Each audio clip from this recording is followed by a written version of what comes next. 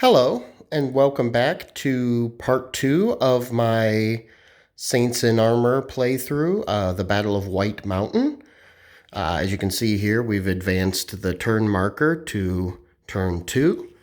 The battle started at 12 p.m., as it did historically, and each turn represents 20 minutes of time. As you can see, turn 4 is 1 p.m., and the battle is over by turn 7 at 2 p.m. Historically, the Battle of White Mountain only lasted about an hour. It was over pretty quick, and it ended self-rule for Bohemia for about the next 300 years, so definitely had a big impact. Okay, we'll get into a little more detail of what happened. First of all, the Catholic Empire First Echelon that you saw assembled over here, they moved forward under charge orders. They were able to get a continuation roll, which allows them to make a second activation. So they pushed forward. Some of the heavy cavalry captured the gun position there and destroyed the musketeer unit that was guarding that. Then Maximilian of Liechtenstein came forward and pushed Thurn back a few spaces, and he's got a morale shaken marker now. And the one positive point, though, for the Protestants, they were able to send a cavalry reaction, and they drove one of the Catholic heavy cavalry off the field, but they took a lot of morale hits from counterattacks. And I was just going to demonstrate some of the combination counters. It cuts down on the stack. If you notice, there's a pretty big stack of counters under him for like bookkeeping. Like he's got a morale broken and a formation broken. But I replaced these two with one of these combination markers, which has your formation broken, morale shaken. And in the game, there are several different combination markers that you can stack so you don't have a huge pile of markers. But yeah, then also the Catholic heavy artillery opened up and did not have any really effective fire.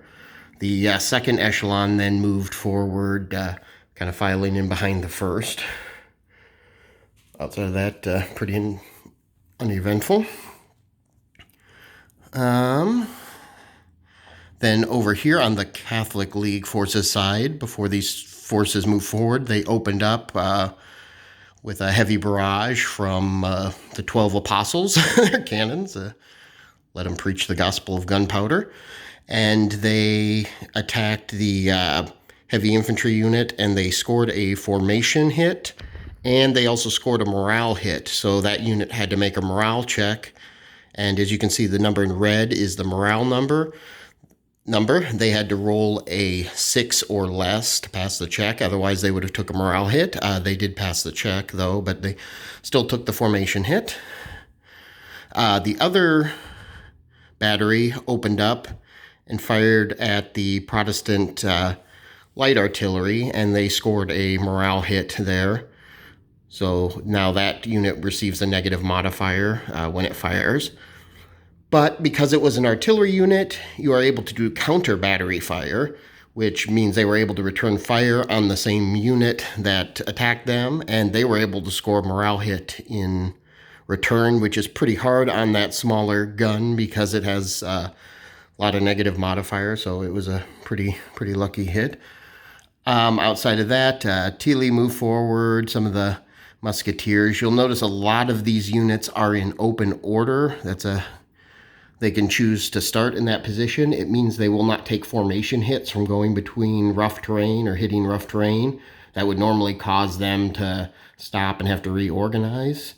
However, it does have a negative modifier in combat, so once they get up the hill, they're going to have to reform and probably shake. They are still now under make-ready orders, so the Catholic League forces, unless they switch over to charge orders, will not be able to move adjacent to an enemy until they're on those charge orders.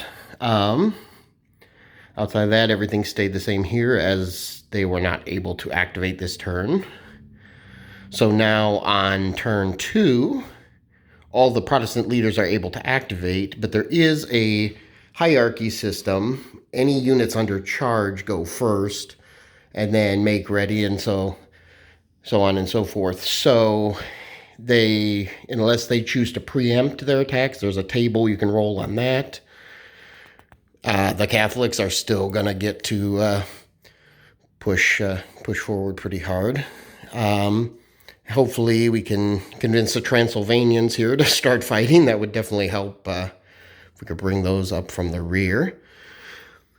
I'm thinking I'm definitely going to pull turn back because you can lose leaders in this. They can be wounded or killed, so definitely I appreciate his combat modifier, but also you don't want to leave your wing without leadership. Then you have to roll for a replacement leader. So I guess I'm going to stop it here and continue with the next turn. Get a little overview here. And then next turn should be a little more eventful as the armies continue to clash. And I'll just see you soon. Goodbye.